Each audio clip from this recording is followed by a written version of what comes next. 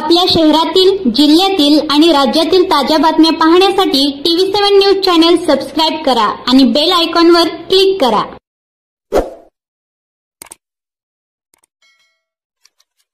सांगोला तालुक्यातील हवेशीवाडी या गावात राहणारे भारत महानोर यांची 29/7/24 रोजी एक मोटरसायकल चोरले गेले होते। त्या अनुषंगाने गुन्हा क्रमांक 570/24 अन्वये गुन्हा नोंद करण्यात आलेला आहे।